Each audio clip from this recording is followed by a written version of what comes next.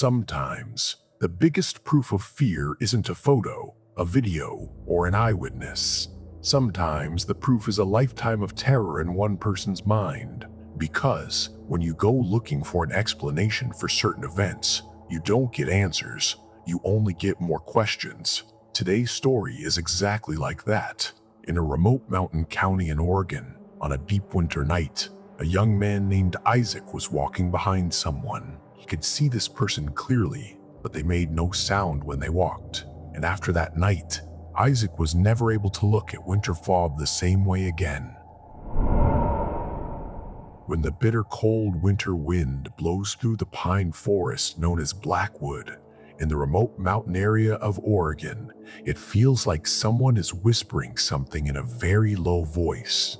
The clock read almost 11:30 at night when Isaac stepped out of the small grocery shop on Main Street into the biting cold. The whole street was completely empty. His grandparents' house was in this same mountain county in a wooden cabin quite a distance from town.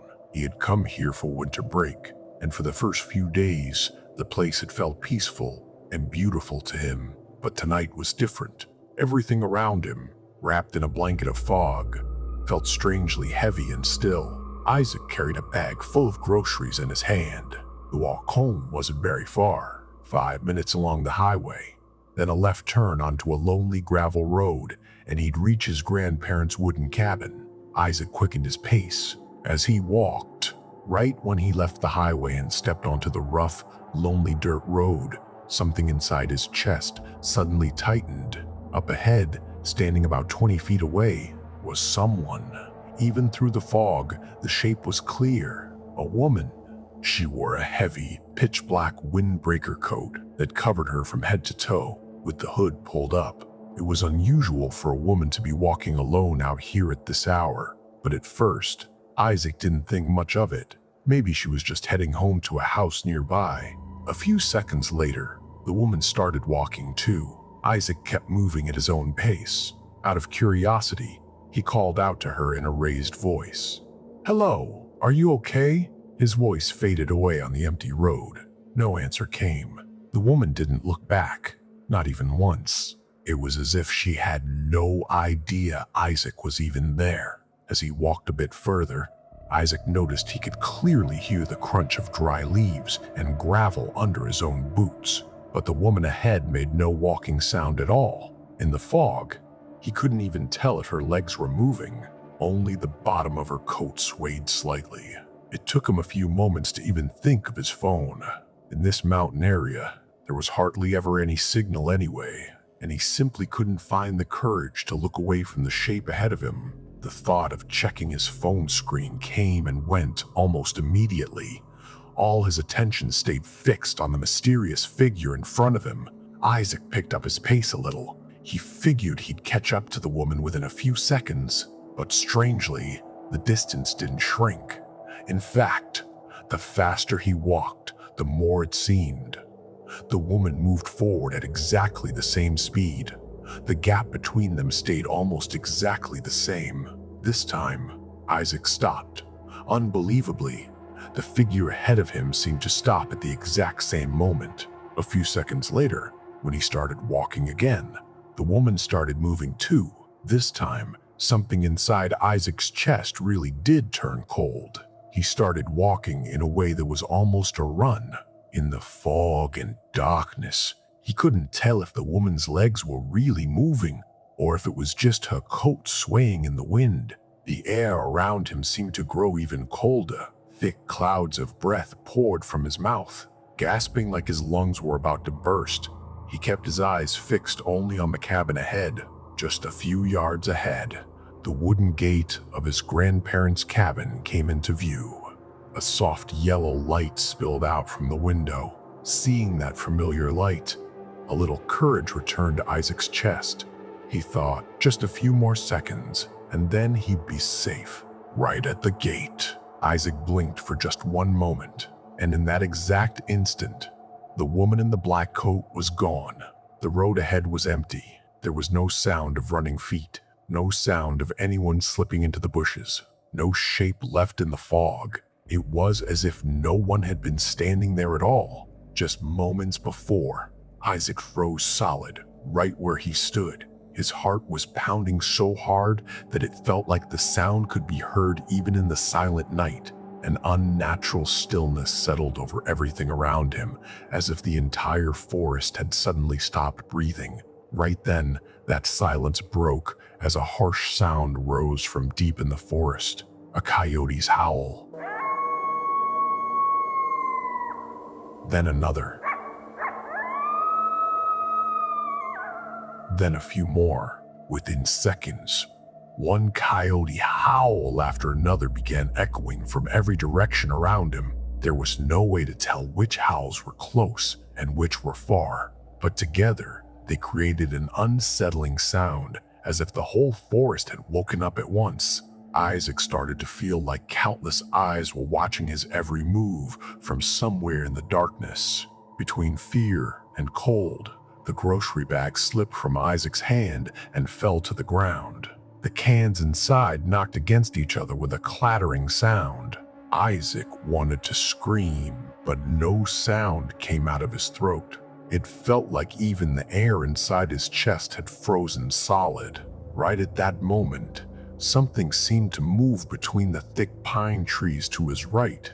Isaac quickly turned to look. There was nothing there, just tree branches swaying in the wind inside the fog. He tried to convince himself that maybe it was just a trick of light and shadow, but the uneasy feeling inside him wouldn't go away, no matter what. "Isaac? What are you doing standing out here, son?" A familiar voice suddenly broke the silence. At the same moment, a bright yellow flashlight beam hit Isaac's face. Blinded by the light, he covered his face with both hands. When his eyes adjusted, he saw their next-door neighbor, old Mr. Harrison, standing there. His house was just about a minute's walk from the cabin gate. An old hunting rifle hung over his shoulder, and a heavy metal flashlight was in his hand. Coyotes, bobcats, and sometimes even black bears wandered around this area at night. That was why, out of habit, he always carried his rifle whenever he went outside after dark. That night, too, he had heard the unusual coyote howls from his own porch and come outside on alert. And when he spotted Isaac's shadowy figure nearby, he walked over. At the sound of Harrison's voice and the beam of his flashlight, the coyote howls faded away, one by one within seconds. That uneasy silence settled over everything once again.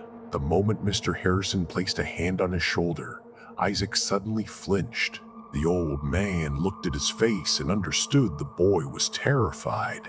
He didn't ask any more questions. He picked up the grocery bag that had fallen to the ground, wrapped one arm around Isaac's shoulder, and started walking toward the cabin.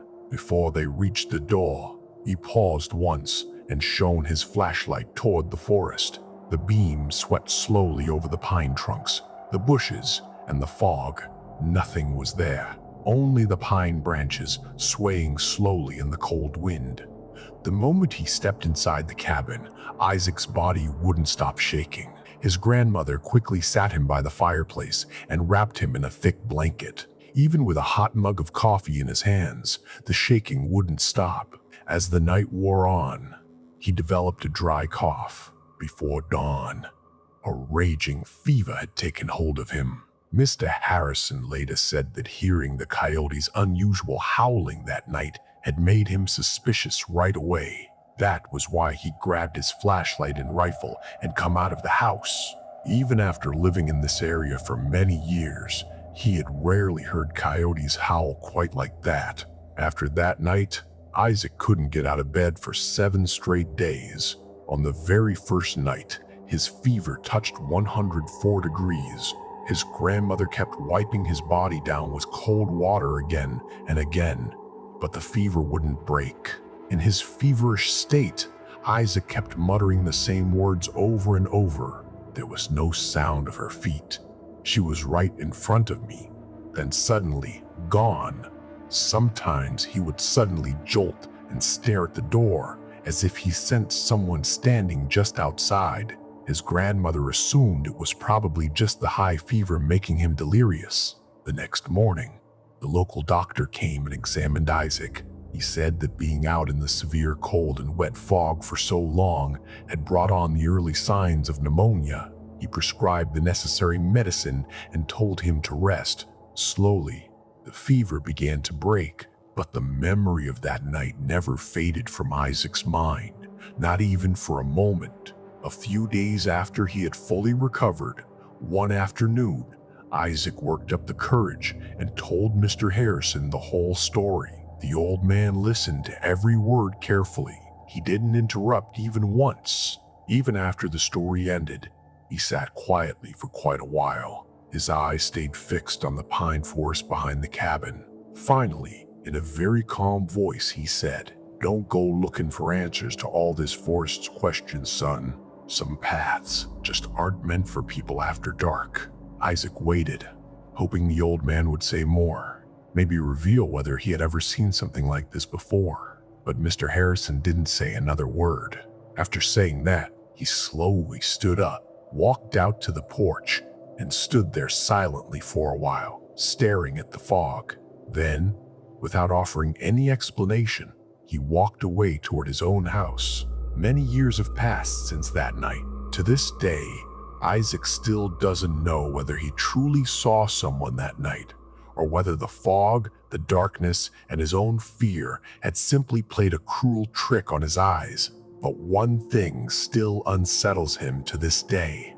Every year on winter nights when the fog rolls in thick, he thinks of that exact bend in the road, and strangely, he can't help but feel that just past that bend, someone in a black coat is still standing there silently, maybe still waiting for another lost soul to come along. Isaac never went looking for footprints in the snow after that night. He never needed to. Some things don't leave a trace behind. They only leave a feeling, a cold spot in a memory that never quite thaws, no matter how many winters pass.